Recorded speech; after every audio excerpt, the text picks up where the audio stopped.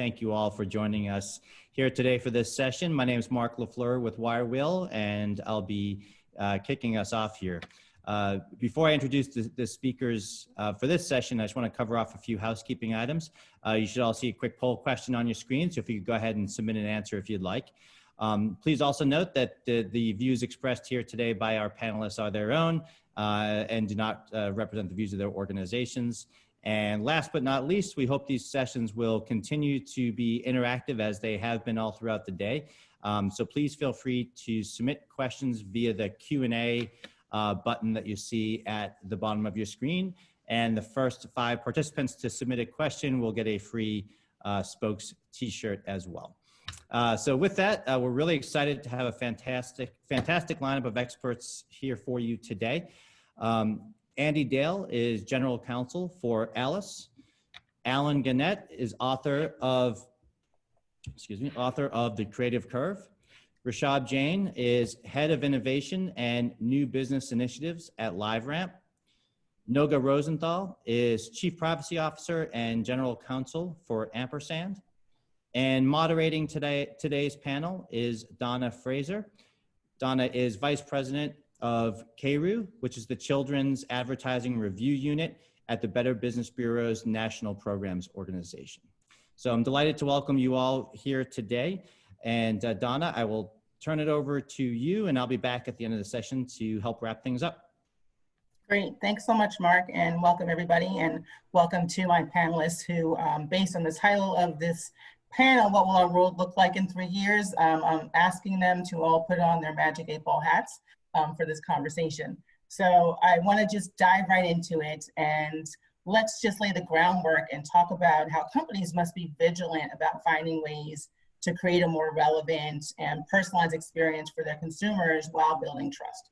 So let's discuss the challenges that companies are facing. And I'll first ask, how much do consumers care about data privacy, and how much do marketers care? And I'll throw that out to anybody who wants to start. Yeah, I'll take that. I mean, I think what you're seeing from the consumer perspective is that it's really about what am I getting for my privacy. So if I am giving something and I'm not getting anything back, I think, and especially if it's not something tangible, I think people are saying like, what is this? Why is it worth my time? And I also think that people sort of, unfortunately though, have a belief that government is sort of protecting them when it comes to privacy. And in reality, as we know, there's sort of a hodgepodge of things. And so I think most consumers right now, when it's very obvious, can get pretty offended. But unfortunately, I think they think that the government has their back probably more than it actually does. And go ahead, Naga. Go ahead, I Noga. thought the backlash to Zoom was interesting, like how quickly people shifted off Zoom. And I wonder if privacy by design would have helped them if they had implemented privacy and security from the start, would have helped them. Go ahead, Yeah. Michelle. I was just gonna add a little to what Alan was saying. I think that he's right, that users really need to understand what they're getting in return. One of the interesting metrics that we're already starting to get back to be able to understand this is the consent rates out of GDPR. So we're starting to see that when people are asked the question, with the current version of how people are asked the question in GDPR, which is imperfect, it's basically over 90% of the people will say yes, right? And so I think in principle, people understand that if I'm being asked to make a decision on whether or not I'm comfortable with the use of cookies for these reasons, then yes, I'm comfortable with that. And then they proceed on to the content. Now, there's a second layer to that problem, which is how understandable is that notice?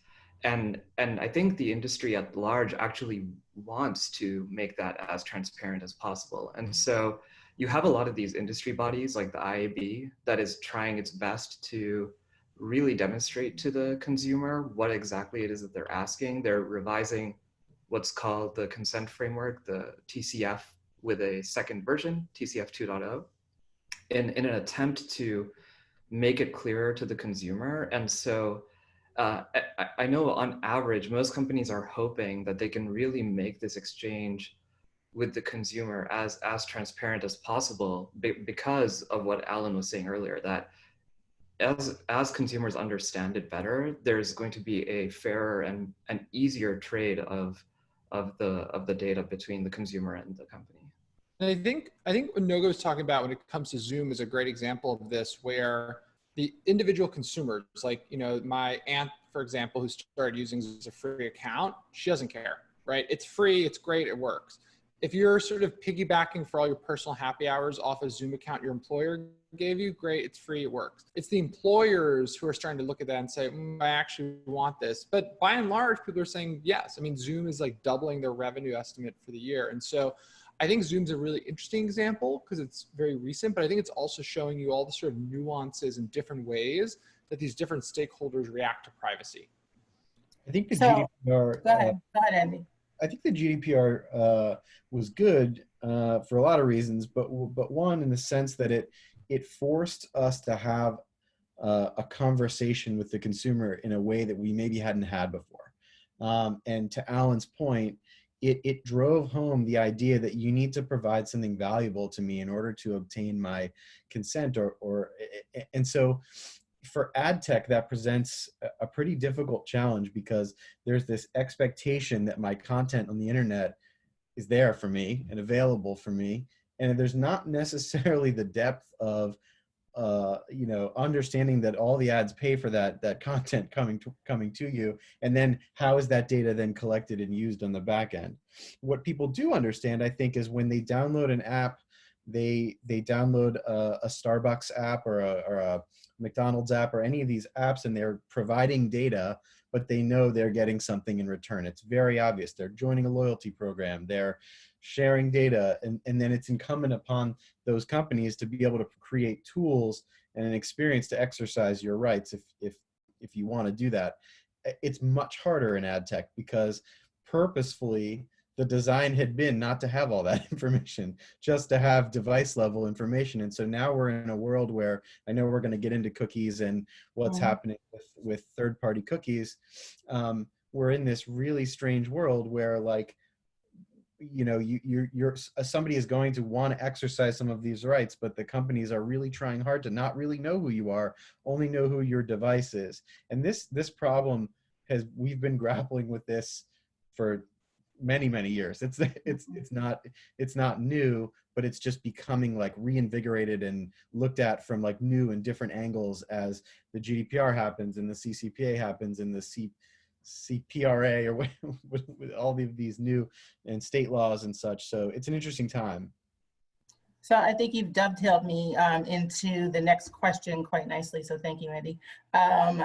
With regards to privacy practices and compliance and it not burdening down the user experience, but how do companies effectively communicate transparency to users without overburdening them?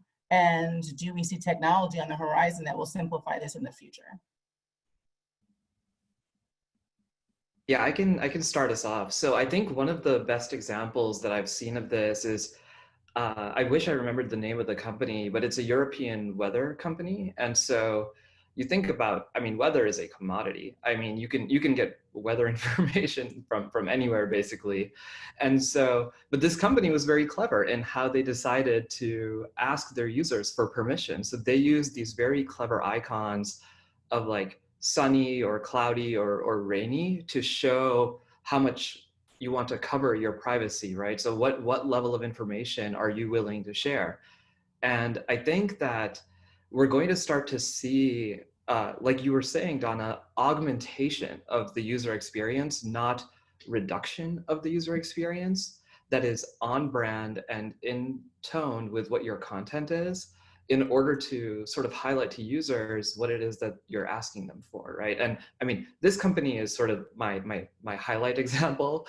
A lot of other companies are doing it sort of in the crawl, walk, runway, right? So they're just doing what is sort of required today in order to get the information out there. But I really do expect that the UX and UI is really going to change as we get through this. Anybody else want to? Yeah, I'm wondering, I'm throwing this in again, this is just my personal view. You know, for some of the apps that are out there or some of the permissions that are asked, I would rather the default actually be set to not share. Right. And one of the examples I always give is I was trying to sign up for a Broadway show lottery here in New York. And in order to enter for the Broadway show lottery, I had to give, I think it was give access to my contacts and all these things where I was like, why do you need this? So I feel like the default should be like a little bit more minimum. You know, I think of TikTok, I think of my kids. And I wish that it wasn't, the default wasn't share with everybody. I wish it was share with less users in that instance. Right, and I think your point to the why, right? So the why is what connects the dots between what you're collecting and who you're sharing it, right? Without the why, that's where consumers have all the questions, right? You're opening the door up to all of these questions. And Alan, did you have something? Yeah, I think one of the things that Andy mentioned before that I think just plays into this thing is I think the loyalty card example is such a good one because loyalty cards have been around for so long and we're sort of very used to them. But I would actually throw out that I don't think most customers, if you ask them today, if they knew how retailers use loyalty cards and the aggressiveness in which that data is used, I actually don't think they know that. And so that's where I think there's this interesting dichotomy as the world becomes more transparent. I think there's certain things that we assume consumers are okay with, but as transparency increases, I think we might be surprised at the things that they start to throw objections to. So has COVID-19 put consumers on a fast track to learning about their privacy rights? Has it put them on a fast track to learn more about, you know, what their rights are, how they can engage, how they should engage, what questions they should ask? Is it moving us into, you know, a new normal that we need to start addressing now? I think it's shining a light on our earlier question about how much people care. Mm-hmm. Because, you know, you look at the discussion earlier today about contact tracing and things like that that can be helpful. And Zoom, as we just discussed, like there's a lot of technology where people are just going, yeah, okay, I know there may be something I don't quite understand about this, and I know there may be some data sharing going on here, but oh, you know, this is just, I'm going to do this. This is how it is. And I, to Alan's point, I guess I trust people to protect my data. And so that's just not always going to be the case. So it's up to people in our shoes and those like us to continue to be a responsible voice inside these companies and in our communities to espouse the idea that we need to care for the data. And you know what Google and Apple are doing is a really nice example of being super aggressive on privacy by design in a world where they know that privacy is going to be front and center on that whatever they develop. Mm-hmm. It's critically important, and they cannot use the data for other purposes. And so, you know, like we'll see. I tend to think they're doing it the right way. And I hope it works because we need help in doing it. But that's a nice example, I think. So we got a question from an audience member that I just want to throw out to the panel, which is, if industry cannot understand the technical ecosystem, then how can they explain it to data subjects? So there's a bit of a quandary there. Like there's a mic drop after that. Yeah. Right. Right. So Donna, I was actually going to throw this out to Andy. You know, part of me, Andy, feels like if I do a data subject request and I ask for access to my data, right, in the spirit of like understanding, for instance, what Alan said, like what does my loyalty program have on me? What are they doing with it? I actually think as a consumer, like that sounds like a lot of work. Like it just sounds like I have to do so much. So then another part of me is like, I would rather, to your point, have the company have that duty to protect my data and do with it what's right. My only struggle there is, A, who are you to decide what's right, what's wrong? Then, you know, you may be more liberal with what you're comfortable doing with my data than I am. So how do we come to that middle ground? And I think, again, in marketing, that's really hard. You know, the initial panel question was, you know, is there a tension with marketing? And I definitely think there is. You know, I'll give you a simple example. Like I bet my marketing team would love to say in an ad that's supposed to be anonymous, hey CPO Andy, what do you think about this new product? more personalized, more reaching out to the customer. That's, you know, so anyway, I just find it a very hard. It's Yeah. incumbent upon us Yeah. as the stewards of privacy in these companies to take that obligation under the CCPA to create privacy notices that are understandable, and then take that and build that into UI and UX, and have a privacy way of talking to people that is in English. You know, like, so many companies have done a really nice job at taking this opportunity to change their privacy policies and the way their look and feel. Like if you look at Twitter and Microsoft as two really good examples of, you know, the substance is relatively the same, but they disclose everything. They talk about what they do, and the UI and UX there is very reasonable. And so it'll never, you're right, Nugget, you're never going to get somebody other than people like us to spend time reading privacy policies. That's just not fun for anybody.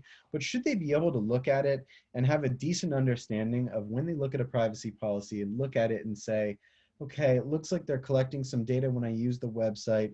It looks like if I'm a customer, they're going to collect and use some data this way.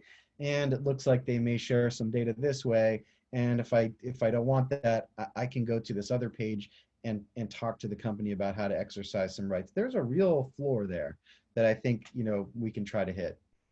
And Donna, sorry. Go ahead. And Donna, to answer this question another way I think about this is one of the things we sort of saw after GDPR, where it became sort of obvious that like big companies are able to afford to handle these regulations and small companies aren't. And I think on some level that makes it seem like, okay, like, is this going to stifle innovation long term? And I tend to think, and obviously we're seeing this by the fact this conference exists for companies that are, you know, that are making this easier. I tend to think the free market will tend to solve that. I think you'll see more and more tools that abstract a lot of these problems. And so I think if you are your average small to medium sized company, you know, not understanding the sort of all the technical implications of these laws, I think that'll become more and more okay as there are third party tools to handle it.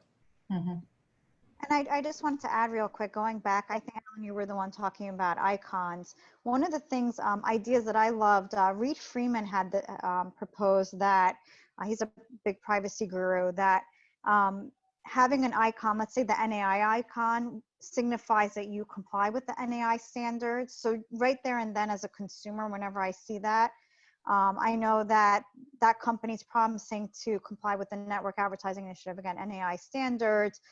They don't re-identify users. So there's right there and then, I know right off the bat that that company has agreed to certain principles, including the FIPS.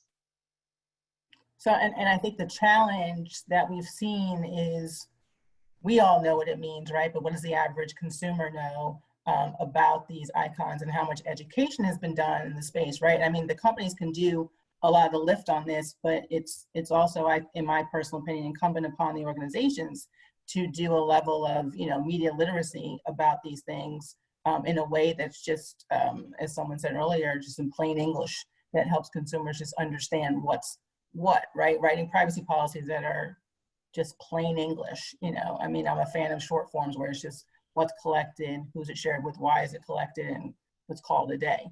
That should be all you need to make some informed decisions about what data you're going to share and how you're going to share it. I think the fact that anyone, Donna, and any one of these, we've seen a few of these, not that many, but we've seen a few privacy policies that are getting creative, looking like a food label, right? Like anything like that is good stuff. Like, just start, try it. Why not? Right, exactly. Anything could be better than just scrolling down for, you know, 11 times reading something and trying to decipher it. There's a company in Boston called Drift that creates chat bots, and you know, my friend is the attorney there, and so they created a chat bot that goes into their privacy policy and assists people in answering questions in their privacy policy. It's stuff like that we need to start. We need to start seeing more of it. I don't know if it's going to ultimately catch on or work well, but I know that we need to try. Yes, I agree. What we've been doing isn't working necessarily. So I wanted to shift the conversation a little bit with regards to first-party data and third-party data, and talk about the fact that there's a level of credibility that comes with first-party data, because of how it's collected and managed. First-party data such as site analytics, search data, customer service, and call center data are essential for obviously a lot of companies, but certainly doesn't provide the whole picture of who your consumers are. Data from reliable sources like market researchers, location data companies, and other third parties help complete that picture. So have privacy considerations impacted the shift from third-party data to primarily first-party data? And what does a consent model look like under this paradigm? Yeah, I think that for sure you're starting to see a shift in companies trying to prioritize their first-party data. I think it was the New York Times a few weeks ago that said that they're going to shift primarily to first-party data. And I think that's, I think even from a business perspective, that's a very good outcome, right? So everything that you just described, that today third parties are supplying data on behalf of people to these first party companies. There's no first party company who will raise their hand and say, yes, I prefer to get that from a third party company over doing that with my direct relationship with my consumer, right? Everybody sort of prefers to have it through their first party relationship. So I think that for sure companies are going to move to first party models. I think the second part of that is when you have a first party who gets data. So let's say I'm Disney, right? And you're a Disney Plus subscriber. There's a reasonable understanding of I have your data and I'm going to use it in order to personalize your experience on Disney Plus. I think that the question then becomes, how do you articulate the reasonable understanding of Disney's partner companies and the sharing of first party data? So not quite third party, but what is starting to be called second party data. Because a company like Disney, you think about Marvel and the number of other companies that will touch. I think that there may still be a reasonable expectation from consumers that, hey, like with Disney's affiliates, it makes sense that they share the data, but now it becomes really complicated to articulate to the consumer exactly how that data is being shared, right? And why. So I think it'll come with new challenges, but I think for sure that people are starting to prioritize first party data. But Rashab, I think once, I tended to think that way too, but I think one of the issues I faced was that when your marketing team is trying to reach new customers, let's say you're throwing an event or a big conference, you may want to reach new consumers and even B2B. And that is where you're going to end up licensing that third party data. Also on top of it, I do think that even the first parties can make mistakes with their consumer data. So I do think there is definitely a shift towards first party, but even there, I think we need to be cautious and mindful. So when I have people giving me first party data, I question, where'd you get it from? Did you give notice? Can consumers opt out of it being shared? Things like that. Yeah, no, for sure. That's definitely the case, that you have to know that it's being reasonably collected, whether it's a first or third party. I think prospecting is going to be hard, no matter what you do, right? The use of third party data is like sort of your primary tool in prospecting, and you're absolutely right. I think it's going to be very hard to do that as companies shift to first party prioritization. So. And I always think of charities when I think of that too, where they're trying to look for donors. So again, it's not always just marketing; it's also trying to find new donors for your charity. So I'm looking at the questions, and a couple of them apply to the previous conversation we were having about transparency and choice. And one question was, wouldn't transparency and choice help consumers feel their data is in their control? And I think that we would all agree that obviously that's the goal, right? How much control do you give to a consumer, though, is I think on a company by company basis. But I do think it starts with, Andy, as you said, how we're disclosing practices, right? How you're providing this transparency and choice at the outset. But another interesting question that came through is, given social media's core business model, which is the use of personal data, what future evolutions do you all see in these business models? I mean, I think what's interesting right now, and at least in the US from a domestic politics perspective, is you're seeing a sort of consensus among both parties around how some of these social media companies are acting as bad actors, either because you think that they are shadow banning certain people, or because you think it's, you know, they're big tech and they're monopolistic. But I think you're going to see there's more and more momentum, and I think it's going to be interesting. Whatever happens in this year's election, I think it's actually going to have a pretty big impact in what happens in terms of future privacy regulations and regulation on the social media network. So if we see another sort of big wave of, you know, sort of manipulation and disinformation, all this stuff, I think you can expect that, you know, we'll see more sort of attacks on their business model. Anybody else want to chime in on that one? If not, there's another question from an audience member. Is there a first party conformance where we can put an icon saying we are a first party data only company? What would that look like? And what are your thoughts on that? I mean, I think that the industry in general is trying its best to create standards, right? So, like we were talking about a little earlier, the IAB has a consent framework, so TCF, that's operational in Europe, and so people are trying to create standards right now. It's a slow and non-trivial process. So just to give an example, Google actually did not use TCF 1.0 and is actually going to start to use TCF 2.0 when that gets released, right? So it's really quite difficult to get everybody to sort of align on a standard in order to then do something like an icon, right? An icon is sort of just how you externalize that standard. So, I mean, I do hope that we're able to get to a place where you're able to articulate some sort of standards. Now, is the relevant standard first party versus third party or something else? I agree with Noga on this point. I think it has more to do with how is it collected and other questions around the ethics of that data, as opposed to the delineation necessarily of first and third party, right? But I think that at some point in the US, we are going to have more consistent frameworks and standards.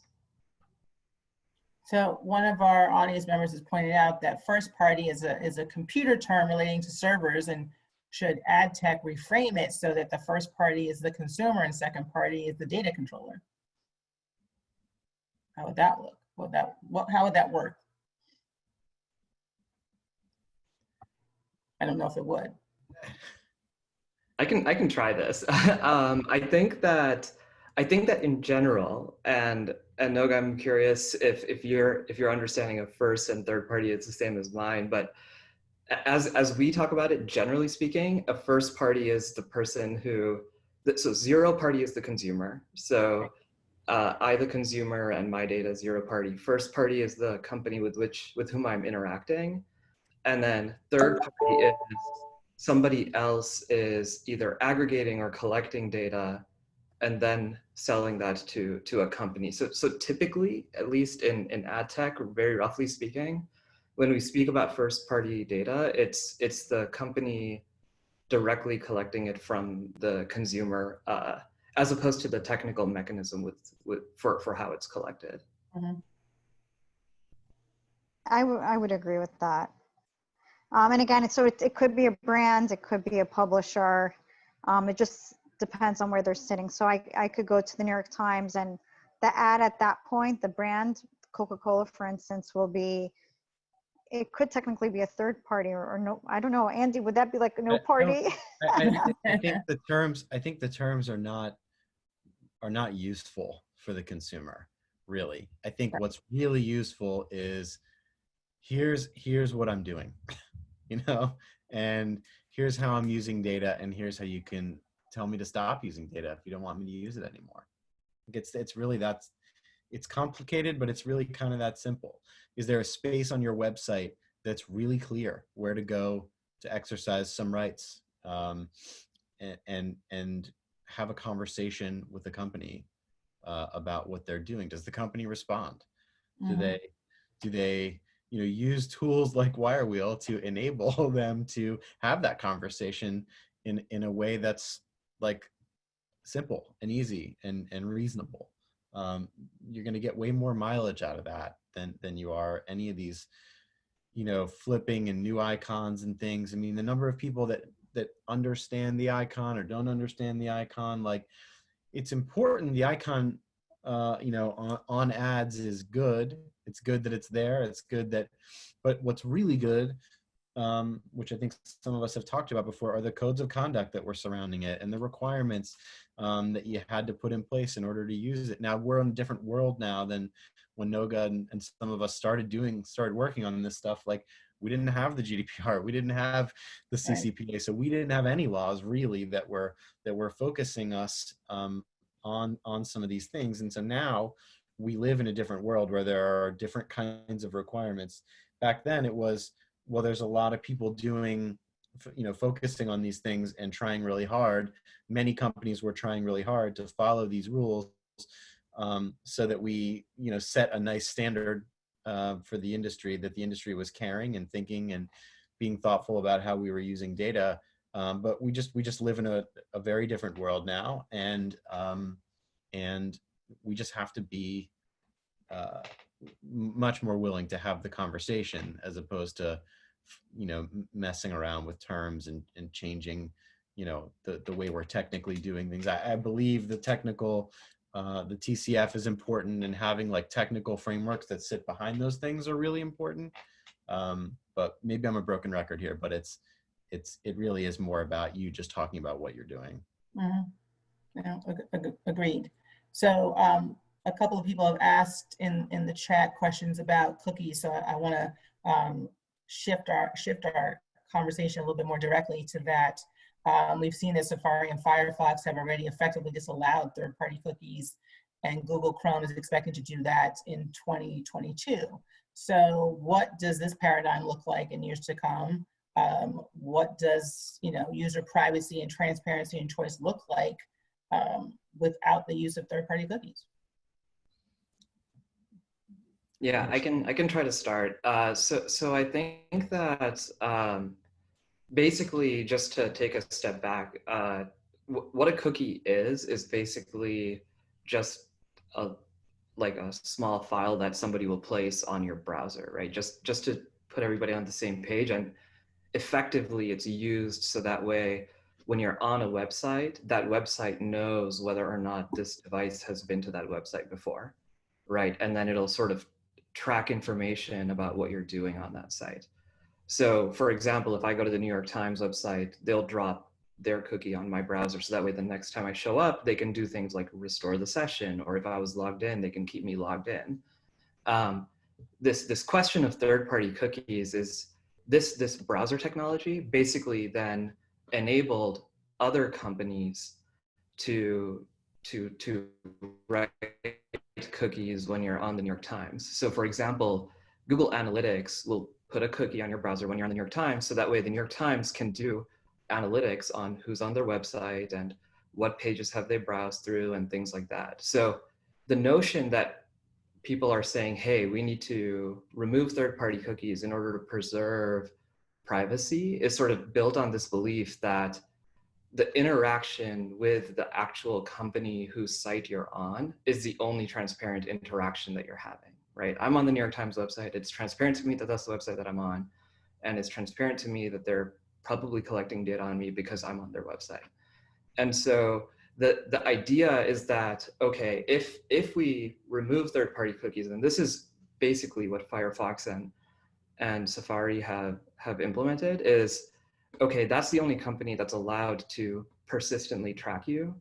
Everybody else, we're not going to allow that. And so the question then becomes, okay, for these third parties that a company like the New York Times wants to work with, are there new ways that those companies can help the New York Times accomplish what they're trying to accomplish in a first party paradigm? Meaning using the interaction with that first party to say, hey, and we'd also like to do these other things. So can we piggyback off of this relationship in order to accomplish these other things? And you force greater transparency by doing that. So at least from my perspective, I think that that's probably what's going to end up happening is you're going to have to force more transparency on the third parties that are helping these other companies with what they're trying to accomplish. Anybody else want to chime in? Thank you for that. New York Times is a tough example, right? Because their model, right, is subscription, and they have a lot of logged in users. Yeah. And so there's, you know, I think that it's apt to think through another website that doesn't necessarily have that model, and think that through as well. Because the New York Times, I think, if I'm guessing, they can put resources towards looking at their logged in user base and making conclusions there and doing activities on their own. So that like, I haven't answered the question, but I'm like sort of framing it up a little more. Mhm. No, And I'm sorry. No, Go go. ahead, Mark. No, Rashab, go. Okay.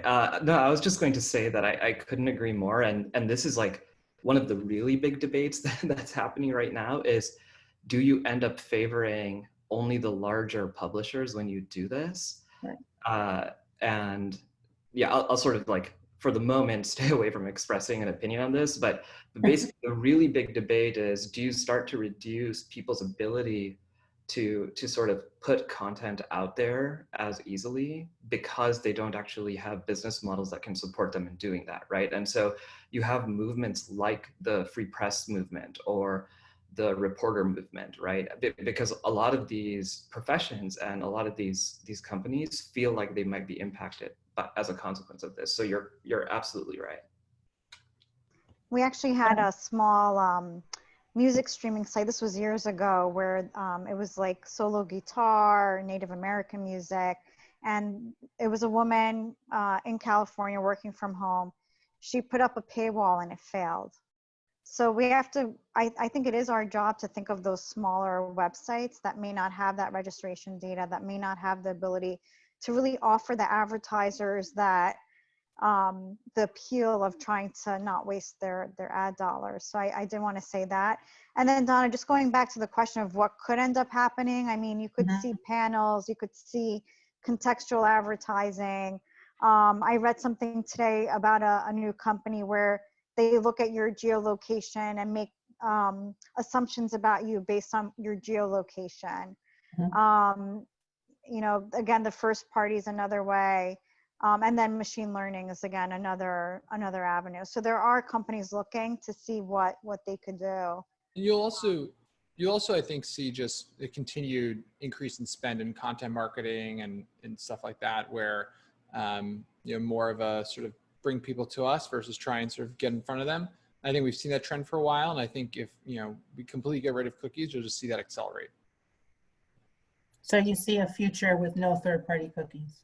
Oh, I think marketers will still figure out a way to market. You know, there's other methods. It's, you know, programmatic advertising isn't like the only way we can reach people, right? And you might even see, what might be interesting is, I think you'll see, like, you know, some of these media companies that have sort of had, you know, good periods and bad periods of doing direct sales when it comes to premium advertising. You know, maybe it's just that, you know, people go back to doing that, and how we go about, you know, buying is off a rate card again. I don't know. It doesn't sound so bad. The one thing, and this is I'll move into opinion territory. The one thing that I will say is, like, does give me a little bit of pause is the idea that a company like Facebook is absolutely going to have a lot of data from you, no matter what you do, no matter what the browsers change, no matter who says what. And the question at some point is just, you want to be able to offer tools and technology to everybody to create opportunities for everybody, like the person who is making independent music, right? And sort of what would be unfortunate is if we don't take the opportunity to innovate and make it possible for those smaller publishers to be able to offer the same types of capabilities that a company like Facebook might. So It is interesting to point out, though, that their like button will be broken, I think. Right, that's right. Yeah. That's right. So similar to that is, you know, by Google blocking third-party cookies via Chrome, does that impact first-party cookies, including Google's own Google Analytics? And what's the problem there? Yeah, I think what Nogo is saying is right, is that for the big companies too, they are third parties in a lot of contexts, right? Google Analytics on the New York Times page is a third party. The Mhm. Facebook like button on BuzzFeed is a third party context. And so, yeah, they're going to have to create models to make those types of things possible.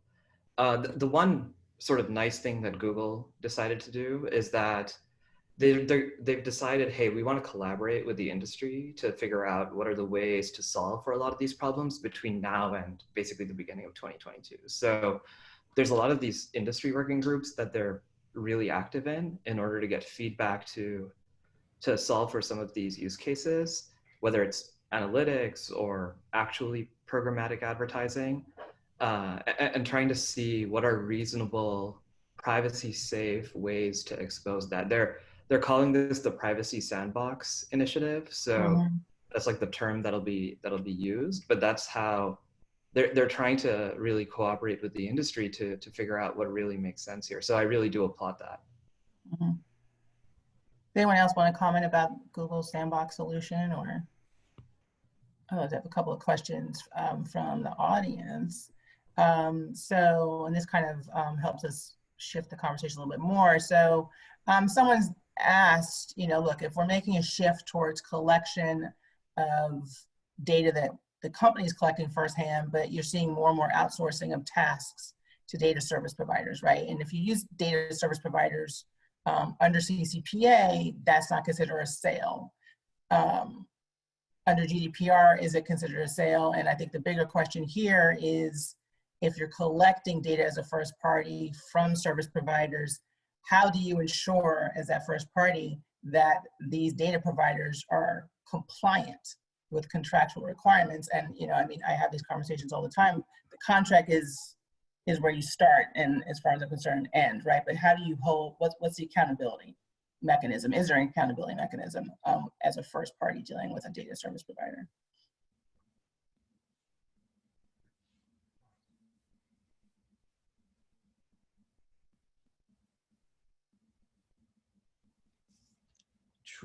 True accountability that's a difficult question. It is. There's contractual liability, which is, as you noted, the place you start. There's tools for requiring questionnaires and vendor management practices, and forcing your service providers to answer questions and provide you information on an annual basis. And you may have those requirements as part of a SOC 2 requirement or some other security security certification. So like, things exist, but in terms of true accountability, it's very difficult at this time, without any enforcement history really, for us to really have a sense for what that means and what that looks like. We have a sense for the egregious, right? Mm-hmm. But we don't really have a sense for, well, someone's not really minding their partners, and not really being careful. So the truth is, like, I don't know that we're there yet in terms of what Right. exactly that should look like. I think we need some enforcement history to buttress an effort to push responsibility back onto service providers, and for those of us that are service providers, take the responsibility seriously. Right. I was going to say the same thing with regards to enforcement. I think that's always a nice little nudge to companies to do the right thing, to stay out of the crosshairs of regulators and state AGs and things along those lines. I think what's often absent in some of these conversations about how you do business is the cost of actually doing business, right? So if removal of cookies is something we see in the future, what does that mean for businesses? But for the smaller startups, how impactful is that financially, right? If they come into the world today and they're looking at their 3-year business model, what does all this mean for them financially? And I think for the larger companies, the cost of doing business, it's just the cost of doing business, right? But how does that really shift for companies? Is it a real, is it something they have to take into consideration year by year, month by month? Or can they plan out for this? And what are the tools and what's the cost of the tools and all this sort of stuff? I mean, it's not cheap. Good segue, Donna, into federal privacy legislation. Like, Right. we don't have a, we don't have one framework yet. We don't even, the political situation makes it, sort of turbulent for us to understand when and if a privacy framework is going to happen at the federal level. And we've had these proposals that range from really light touch to CEOs and CPOs going to jail. And so, like, while I like, to your point about accountability, I think if there was a law where CEOs go to jail, like, we are in a very accountable situation, right? Things change really fast. I don't think that's going to be where we land. The trick is going to be, if we do land with something federal, that it does do the trick of having the right level of preemption for state laws, so we don't have a million, things to try to comply with.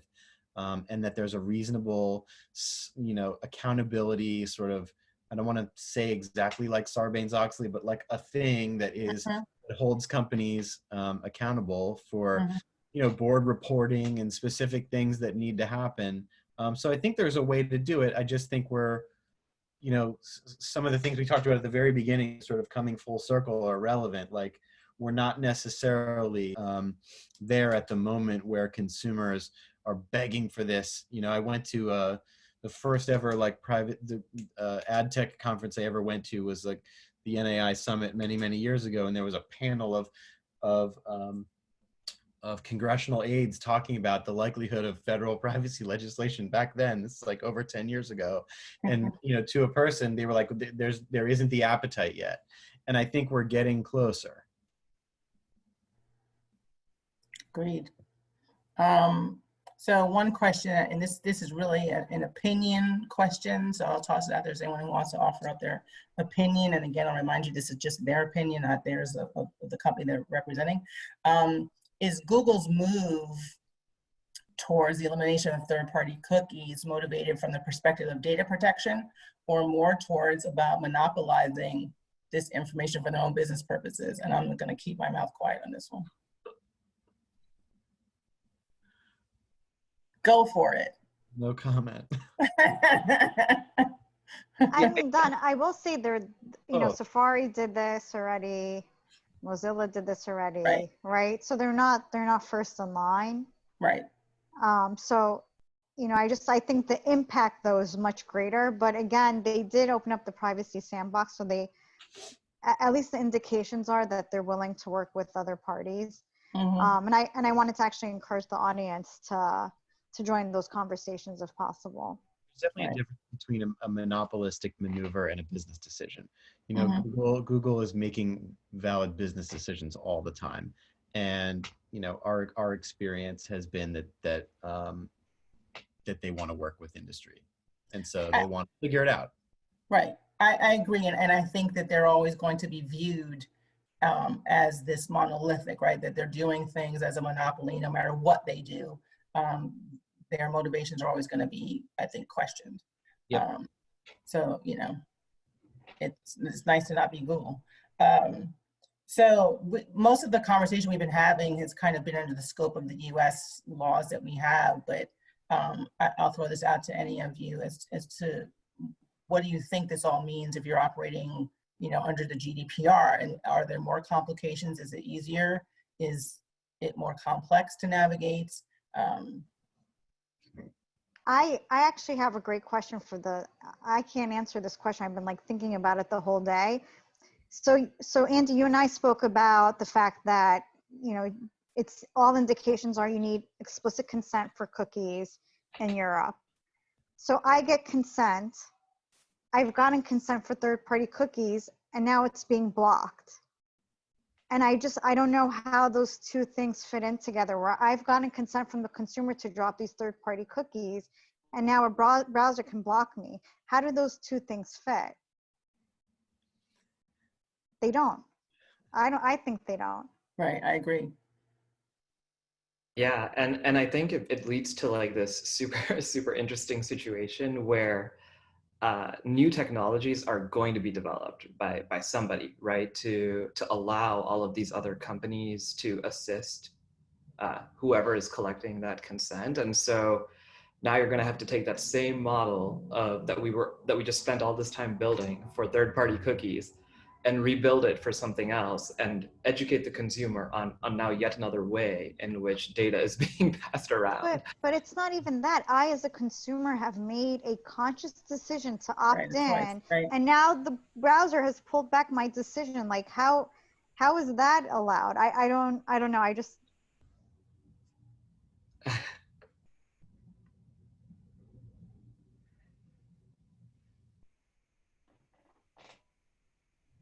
Andy, did you want to respond or? No, it's just I don't know how it works in Europe in particular. So it's they're all legitimate questions. I think like what we've seen in the past is from some regulators, particularly when the GDPR was when many of us were prepping for the GDPR. You know, sort of commentary from regulators, particularly in Europe, saying, well, it's time to innovate, you know, and it's time for industry to figure it out. And you're all really smart. And so I just think we're at another one of those moments. We are going to have to figure it out. And what Rashab said is true. There's going to be a whole new thing probably at some point, and we're going to have to figure it out.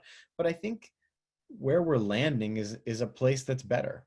Mm-hmm. You have to look at it that way. It is, everything has a season, and perhaps the third-party cookie season is ending and it's time for something else, and something else will happen, and then someday that thing won't be as good either. Better for industry, better for consumers, better for the entire ecosystem. I was thinking for everyone, Mm-hmm. really. Mm-hmm.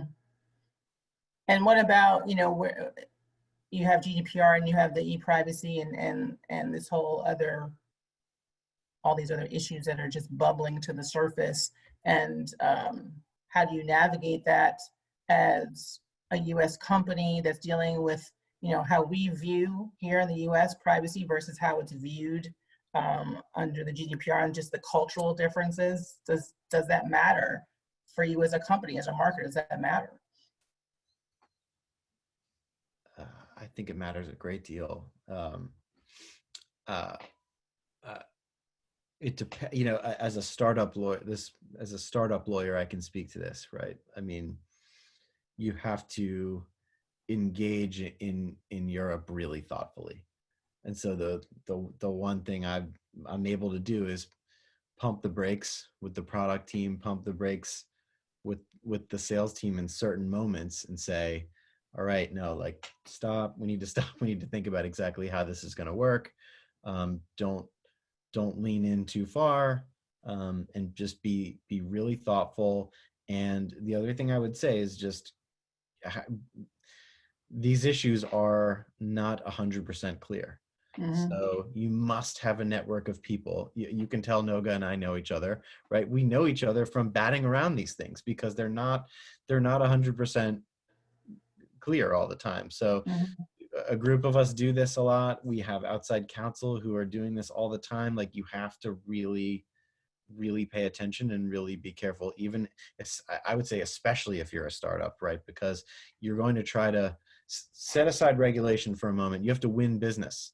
And right. If you're not a known quantity, then you need to be able to speak to things like this and speak to an enterprise in particular in a way that lets them know that you understand what you're talking about and that you've thought about it.